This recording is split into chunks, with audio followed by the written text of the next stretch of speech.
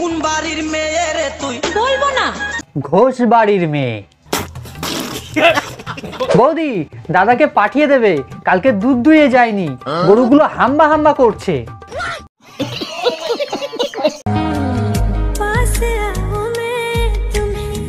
আর কত কাছে যাবে বে?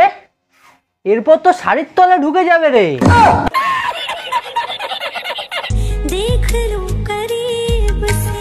অত কাছের থেকেও যখন দেখতে পাচ্ছিস না, তাহলে কাকার লুঙ্গির তলে ঢুকে যা। বলেন কি? দেখবি স্পষ্ট দেখতে পাবি। কি বস, ভালো তো? এই ভিডিওটা শুধুমাত্র এন্টারটেইনমেন্ট পারপাসের জন্য করা হয়েছে। ছোটরা এবং আমার গুরুজনেরা এই ভিডিওটা থেকে দূরে থাকবেন।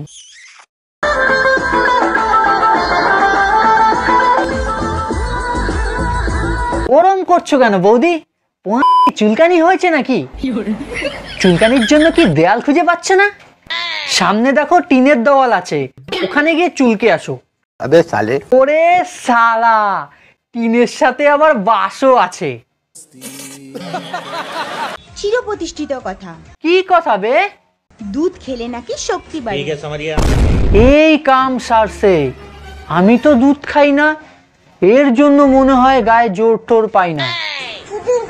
তাই খেলা শুরু করবার আগে সবাই কিন্তু ভালো করে দুধ খেয়ে নেবে। ঠিক আছে খাবো, কিন্তু কোন কোম্পানিরটা খাবো সেটা আগে বল। টেকার dairy, mother dairy, red cow, Amul? আরে বৌদি খুলো না খুলো না, সাপ ঢুকে যাবে তো। এমনিতেই বর্ষাকাল, বুঝতেই তো পারছো, চারিদিকে জঙ্গলে ভরে গেছে। ঠিক বলেছো।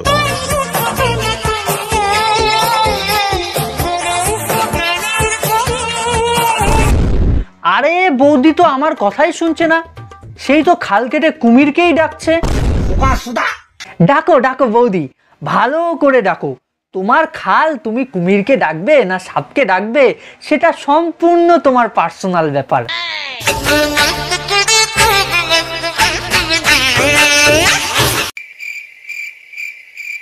বৌদি খাল কেটে কুমির ডাকলে তাও মানা যেত, কিন্তু তাই বলে এরকম হেলে সাপ ডেকে আনলে?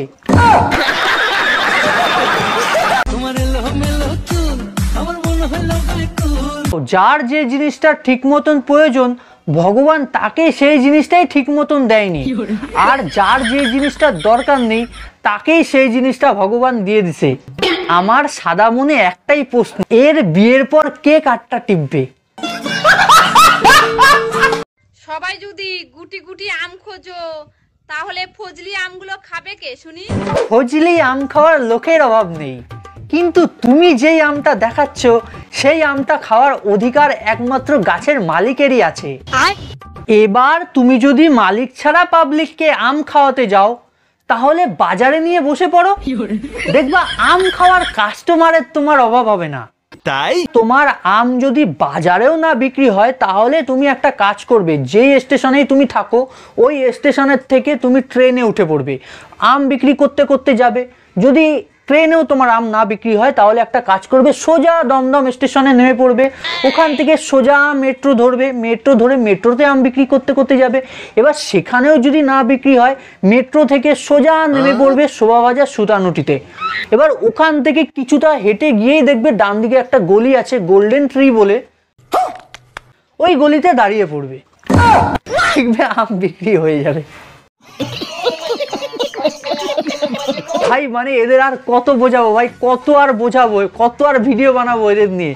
মানে ভিডিও বানাতে বানাতে আমিও হাঁপিয়ে যাচ্ছি, আর এরা তাও শুধরালো না, এরা এদের কাজ চালিয়ে যাচ্ছে।